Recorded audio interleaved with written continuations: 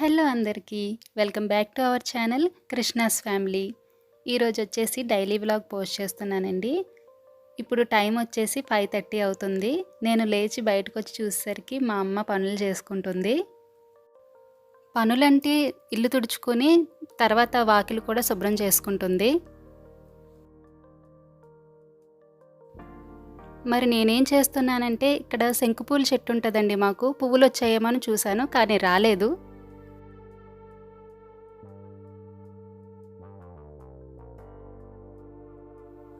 అమ్మ ఇక్కడ ఇంటి ముందు నీళ్లు చల్లి ముగ్గు కూడా పెడుతుందండి.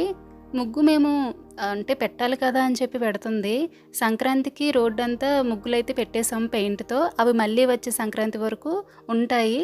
రైనీ సీజన్‌లో బాగా వర్షాలు పడినప్పుడు కొద్దిగా కొద్దిగా ఫేడ్ అవుతూ అలా సంక్రాంతికి మొత్తం ఫేడ్ అయిపోతాయి. అప్పుడు మళ్ళీ సంక్రాంతికి ఫ్రెష్‌గా కొత్త ముగ్గులు మళ్ళీ పెయింట్‌తో పెడతాము. తర్వాత ఇక్కడ లోపల కూడా తులసమ్మ దగ్గర క్లీన్ చేసుకుని కడిగి ముగ్గు వేసింది. ఆ తర్వాత అమ్మ ఫ్రెష్ అయిపోయి బయటికి వెళ్ళి పువ్వులు తెచ్చుకుంది. ఈరోజు పువ్వులు అమ్మే తెచ్చుకుందండి. మ్యాక్సిమం నేనే వెళ్తాను పువ్వులు తేయడానికి. ఈరోజు అమ్మ తెచ్చుకుంది. ఈరోజు స్పెషల్ ఏంటంటే రోజెస్ కూడా ఉన్నాయి. ఈ రోజెస్ మా అక్క ఇచ్చింది. ఆ తర్వాత అమ్మ దేవుడి దగ్గర సామాన్లు అవి ముందు రోజే వాష్ చేసుకుని పెట్టుకుందండి. అయితే ఇక్కడ డైలీ పూజ అమ్మ చేసేసుకుంటుంది. పూజ చేసుకున్న తర్వాత ఇంట్లో చాలా ప్రశాంతంగా చాలా పాజిటివ్గా అనిపిస్తుంది కదా. అయితే ఇక్కడ అమ్మ పూజ చేసుకుంటున్నప్పుడు టీవీలో విష్ణు సహస్రనామం అనుకుంటా వస్తుంది. అది వింటూ అమ్మ డైలీ పూజ చేసుకుంటుంది.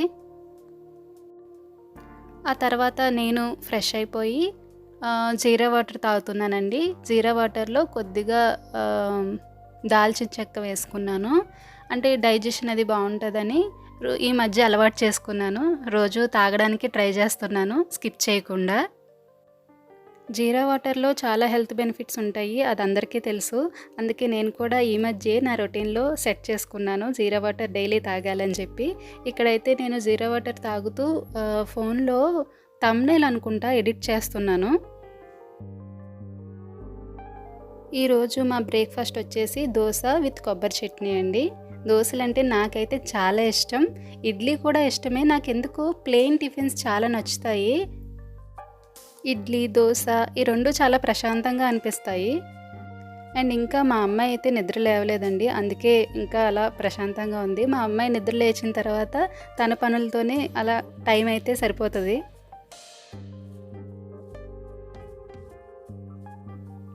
అండ్ దోశ విత్ కొబ్బరి చట్నీ.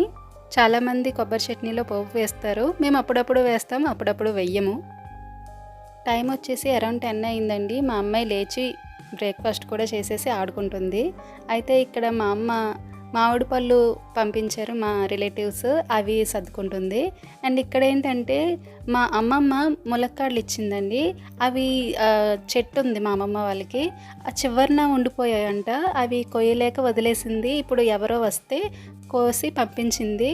సో అవి చూస్తే ముదిరిపోయి ఉన్నాయి. అదే ఇక్కడ మా ఇద్దరి మధ్య డిస్కషన్ జరుగుతుంది, ఆ ములక్కాడలతో ఏం చేయాలా అని చెప్పి.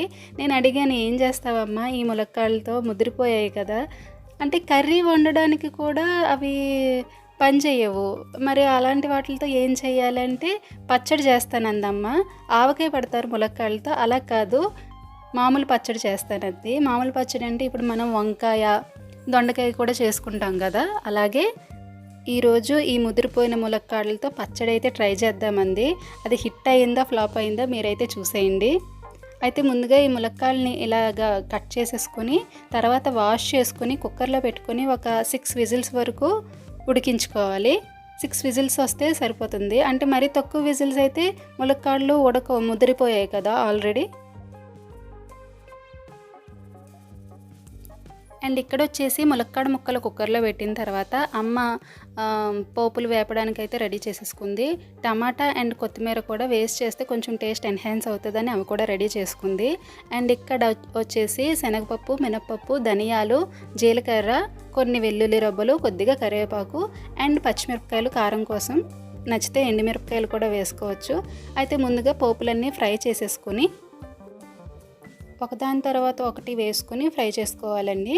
తర్వాత పచ్చిమిరపకాయలు వేసింది. పచ్చిమిరపకాయలు కొద్దిగా మగ్గిన తర్వాత టమాటాలు కూడా వేసింది. టమాటాలు వేసిన తర్వాత కొద్దిగా, చాలా కొంచెం అంటే కొంచెం ఉప్పు వేసి మూత పెట్టి మగ్గించుకోవాలి.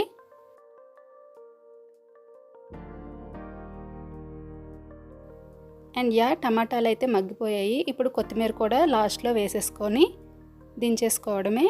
అండ్ ఇక్కడ విజిల్స్ కూడా అయిపోయాయి. కట్టేసి చల్లారిన తర్వాత కుక్కర్లోంచి ప్లేట్లోకి ట్రాన్స్ఫర్ చేసుకోవాలి. ఇదిగోండి, ములక్కాడ ముక్కలైతే చాలా చక్కగా ఉడికిపోయాయి. ముదిరిపోయినవైనా సరే బాగానే ఉడికిపోయాయి. 6 విజిల్స్ అయితే వేయించాము. ఇప్పుడు ఇవి చల్లారిన తర్వాత ఆ లోపల పల్ప్ ఉంటుంది కదా, ఆ పల్ప్ని ఇలా స్పూన్తో లేదంటే నైఫ్తో అయినా పర్వాలేదు, ఇలాగా స్క్రాప్ చేయాలి.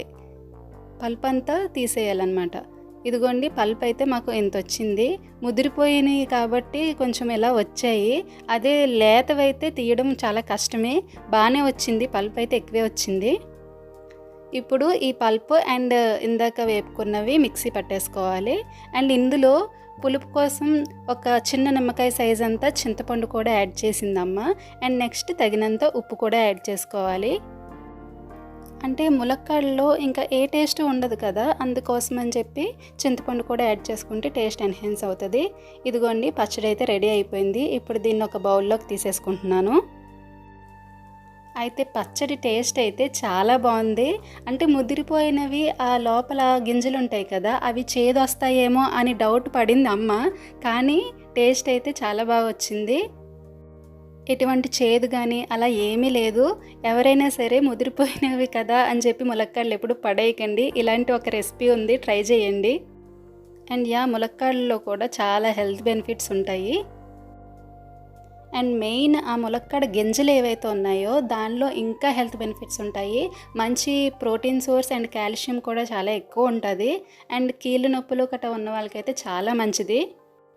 మన ముదిరిపోయిన ములక్కాడల పచ్చడి అయితే హిట్టే అయ్యింది. ఇదండి ఈరోజు వీడియో. ఈ వీడియో కనుక మీకు నచ్చినట్లయితే తప్పకుండా సబ్స్క్రైబ్ చేసుకోండి, లైక్ చేయండి అండ్ కామెంట్ కూడా చేయండి. Thank you for watching.